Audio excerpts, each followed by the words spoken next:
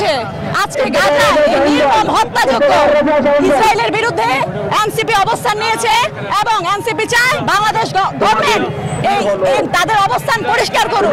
আর এই অবস্থান শুধু মুসলমানদের পক্ষ থেকে না, আজকে পুরো বিশ্ব এক হতে চায়। পুরো বিশ্ব নির্মমতা এবং এই নির্যাতিত মানুষের পাশে দাঁড়িয়েছে।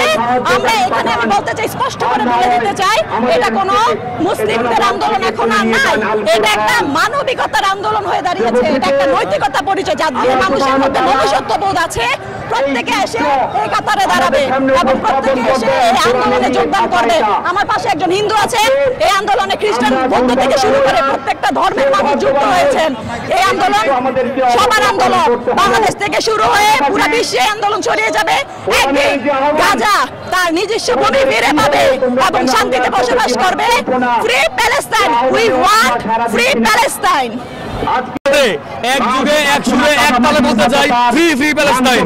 আজকে যে পুরো বাংলাদেশ ব্যাপী যে হরতাল অবরোধ কর্মসূচি আমরা পালন করছি, শুধুমাত্র একটা কারণে, এই যে বিশ্বব্যাপী এত নিপীড়ন হচ্ছে, ফিলিস্তিনে যে এই গাজাকে যে উড়িয়ে দেওয়া হচ্ছে, আমাদের কেন জানি মনে হচ্ছে এখনো আমাদের মতো ওই আবেগ কাজ করছে না। আমরা বলতে চাই, পুরো বিশ্বের পাশে বাংলাদেশ আছে, গাজার পাশে বাংলাদেশ আছে, ফিলিস্তিনের পাশে বাংলাদেশ আছে। এই বাংলাদেশের মানুষ স্বৈরাচারী বাসিন্দার বিরুদ্ধে যেমন একজোট ছিল, আজকে দেখছেন ফিলিস্তিন ইস্যুতেও মানুষ আবার একসাথে হয়েছে।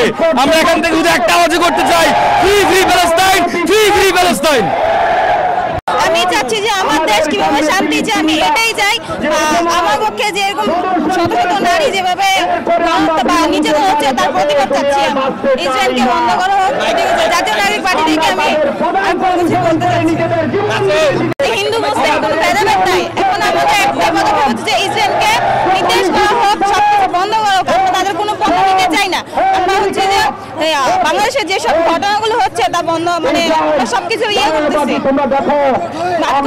নাগরিক পার্টির পক্ষ থেকে সারা বিশ্বের সকল ধর্ম বর্ণ নির্বিশেষে সকলকে একটাই আহ্বান করবো, মানবিক দৃষ্টিকোণ থেকে আপনারা সকলে আমাদের মতো করে এই আহ্বানে সাড়া দেন।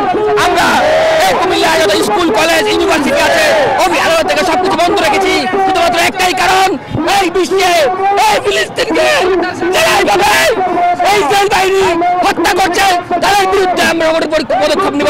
আমরা যুদ্ধ ঘোষণা করবো। আমরা যারা এই বাংলাদেশের মুসলমান বিভিন্ন শ্রেণী বর্ণের মানুষ আছি, সকলে এই অমানবিক কাজ থেকে আমরা বিরত রাখার জন্য তাদেরকে সারা বিশ্বের মুসলমানকে আহ্বান জানাচ্ছে।